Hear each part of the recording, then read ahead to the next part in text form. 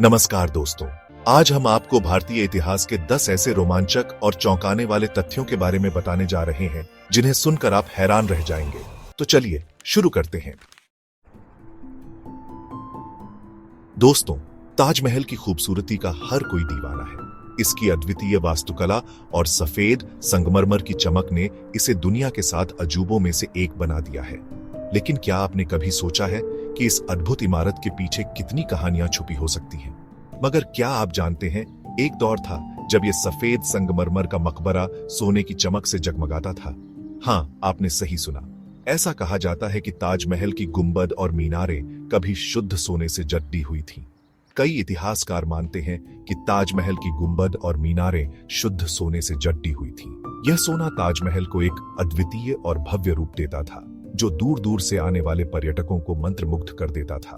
लेकिन मुगल साम्राज्य के पतन के बाद लुटेरों ने इस सोने को चुरा लिया। मुगल साम्राज्य के कमजोर होते ही कई लुटेरे और आक्रमणकारी इस खजाने की ओर आकर्षित हुए और उन्होंने ताजमहल के इस अनमोल सोने को लूट लिया।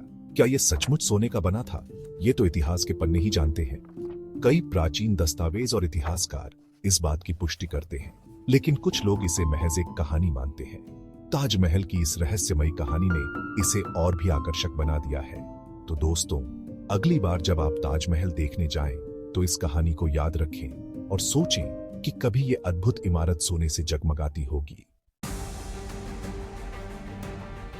दोस्तों, रामायण में वर्णित पुष्पक विमान, जिस पर सवार होकर भगवान राम, सीता माता और लक्ष्मण जी लंका से वापस अयोध्या आए थे, यह विमान अद्भुत था और इसे देवताओं द्वारा निर्मित माना जाता था। इसकी विशेषता यह थी कि यह मन की गति से चलता था और इसे किसी भी दिशा में मोड़ा जा सकता था। महाराष्ट्र के नासिक शहर में एक जगह है, राम सेतु एयरपोर्ट। यह एयरपोर्ट आज भी कार्यरत है और इसका नाम रामायण के इस अद्भुत विमान के नाम पर रखा गया है। नासिक शहर का यह स्थान ऐतिहासिक और धार्मिक दृष्टि से बहुत महत्वपूर्ण है। कुछ इतिहासकारों का मानना है कि यह वही जगह हो सकती है जहां से पुष्पक विमान उड़ान भरता था। उनके अनुसार नासिक का यह क्षेत्र प्राचीन काल में भी एक महत्वपूर्ण स्थल था और यहां से कई महत्वपूर्ण घटनाएं जुड़ी हुई हैं। हालांकि इस दावे के समर्थन में अभी तक कोई ठोस पुरातात्विक प्रमाण नहीं मिले हैं। पुरातत्वविदों ने यहां कई बार खुदाई की है, लेकिन उन्हें अभी तक पुष्पक विमान से संबंधित कोई भी अवशेष नहीं मिले हैं। फिर भी यह स्थान लोगों के लिए एक रहस्य और आकर्षण का केंद्र बना हुआ है। नासिक में आने वाले पर्यटक और श्रद्धालु इस स्थान को देखने के लिए उत्सुक रहते हैं। यहाँ के स्थानीय गाइड और इतिहासकार इस स्थान की कहानियों को सुनाते हैं और लोगों को इसके महत्व के बारे में बताते हैं। राम सेतु एयरपोर्ट न केवल एक पर्यटक है, बल्कि यह एक ऐसा स्थान है जो हमें हमारे प्राचीन इतिहास और संस्कृति से जोड़ता है। दोस्तों, रामायण में रावण के सोने के महल का वर्णन मिलता है।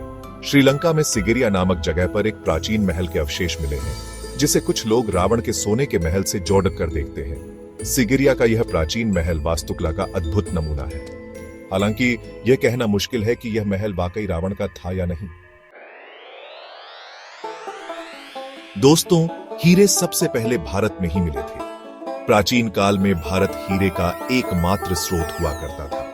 आंध्र प्रदेश में स्थित गोलकुंडा हीरों की खान अपनी समय की सबसे प्रसिद्ध खानों में से एक थी।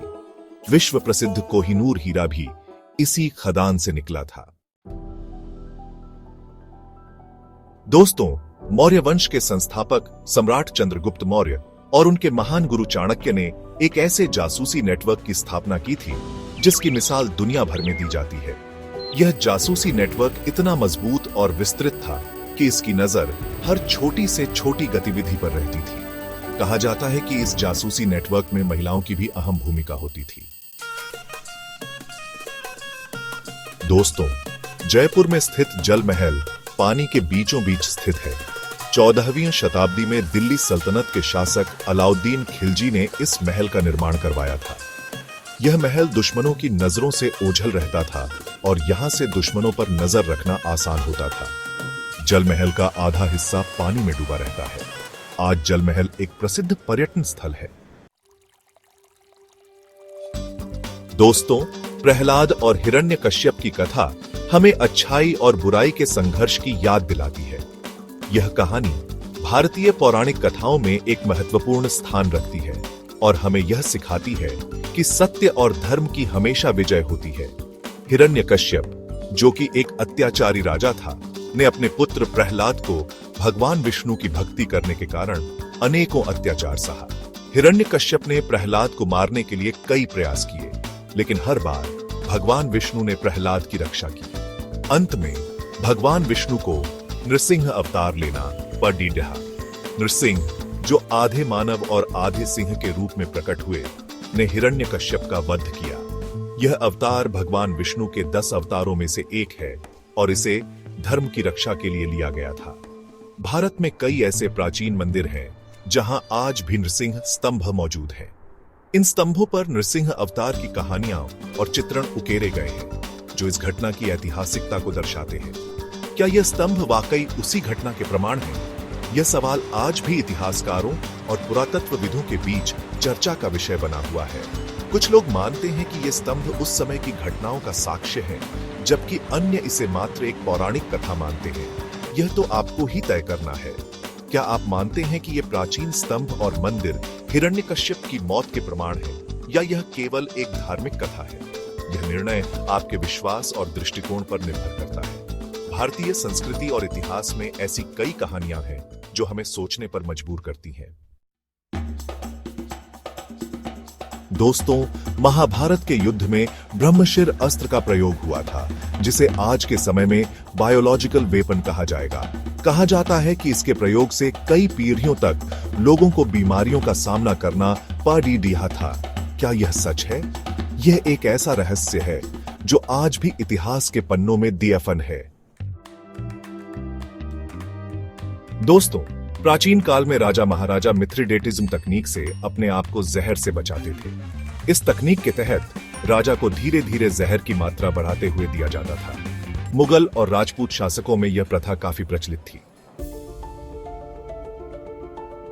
दोस्तों, 1800 साल पहले भारतीय विद्वान सुब्बाराय शास्त्री ने संस्कृत भाषा में एक ग्रंथ लिखा था, जिसमें उन्होंने पनडुब्बी बनाने की विधि का विस्तार से वर्णन किया था। अंग्रेजों ने इस ग्रंथ का अध्ययन किया और इसके आधार पर पनडुब्बी बनाने में सफलता हासिल की। आउटरो दोस्तों, ये थे भारतीय इतिहास के कुछ चौंकाने वाले तथ्य। क्या ये तथ्य आपको पहले से पता थे, या इनमें से कोई आपको सबसे ज्यादा चौंकाने वाला लगा? हमें कमेंट्स में जरूर बताएं। और दोस्तों, ऐसे ही रोचक और जानकारी से भरे वीडियो देखने के लिए हमारे चैनल को सब्सक्राइब करना न भूलें। धन्यवाद।